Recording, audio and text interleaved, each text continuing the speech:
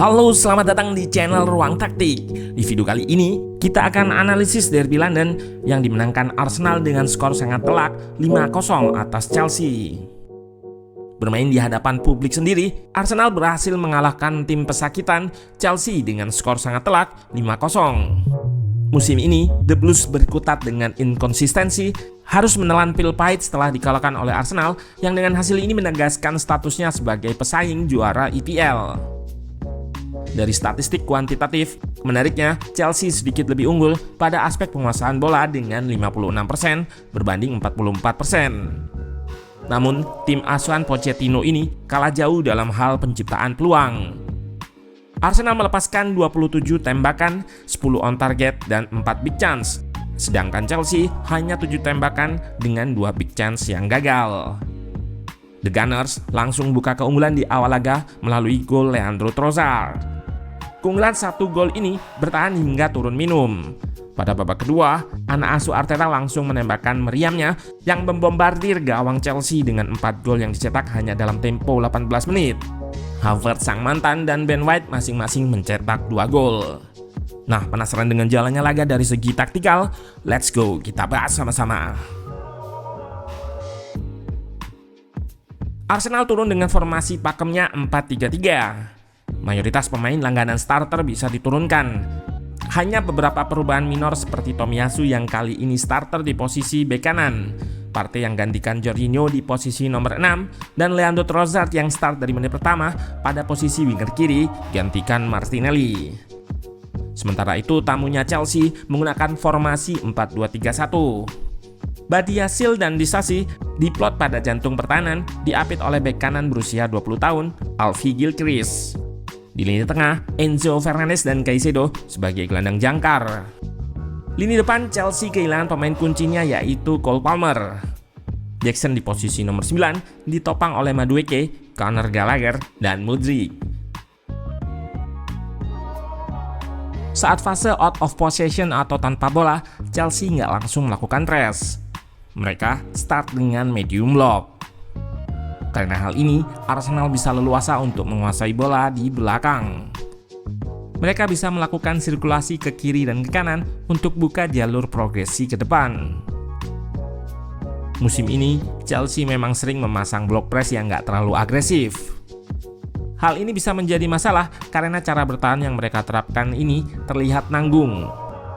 Block press di depan yang nggak agresif dan lini belakang menerapkan garis pertahanan tinggi sehingga pemain Arsenal yang melakukan build up di belakang leluasa melepaskan umpan progresi, membuat ruang di belakang garis pertahanan tingginya mudah diekspos. Saat nggak menerapkan garis pertahanan tinggi pun, pemain tengah dan belakang terkesan terlalu pasif, membiarkan pemain Arsenal menguasai bola dengan leluasa. Di 2 klip ini, terlihat bagaimana mereka dengan bebas menari-nari di lini tengah tanpa adanya marking yang intens. Permasalahan ini pun terlihat sampai di lini belakang saat bertahan dengan low block. Di sini Trossard bisa dengan leluasa menerima cutback dan melepaskan tembakan. Nah, sekarang kita lihat perbedaan block press Chelsea dengan Arsenal. Meski sama-sama nggak langsung press agresif, lini kedua dan pemain belakang Arsenal cukup ketat dalam melakukan marking dan closing down terhadap pemain Chelsea yang jadi target progresi. Cara bertahan itu ditambah dengan kesalahan build up dari Chelsea membuatnya sering kehilangan bola di area pertahanannya sendiri.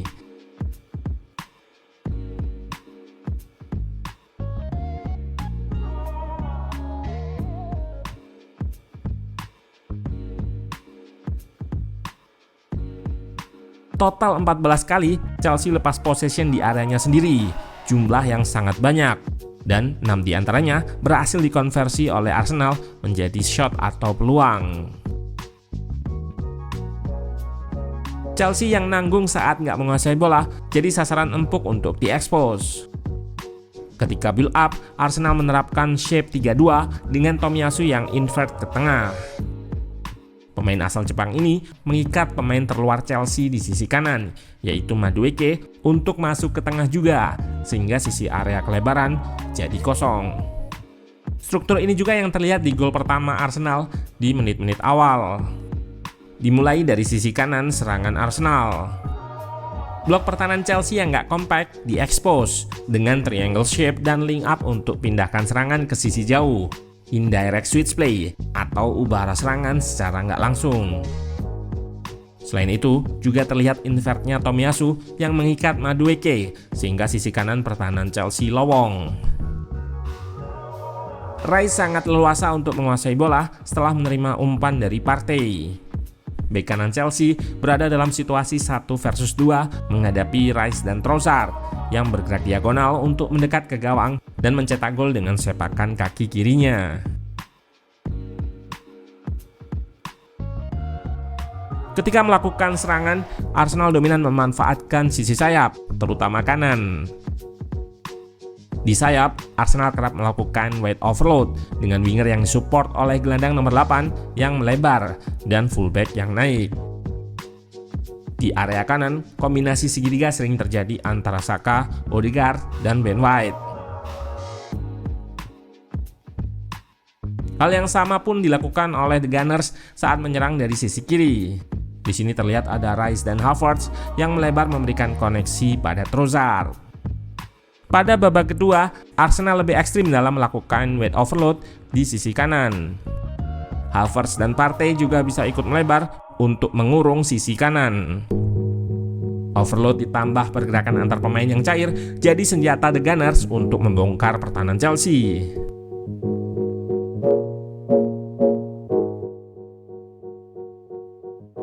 Di babak kedua, mereka berhasil cetak 4 gol dalam tempo 18 menit, yang 3 gol diantaranya bermula dari sisi kanan.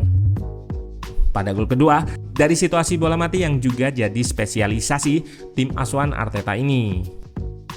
Kali ini, set play atau skema yang dimainkan adalah dengan corner kick pendek, dan pemain di area depan gawang yang dijadikan deco atau umpan untuk mengosongkan ruang di depan kotak penalti. Lewat area itu, Declan Rice akan melepaskan tembakan. Meski bisa diblok, namun bola liar berhasil disambar oleh Ben White.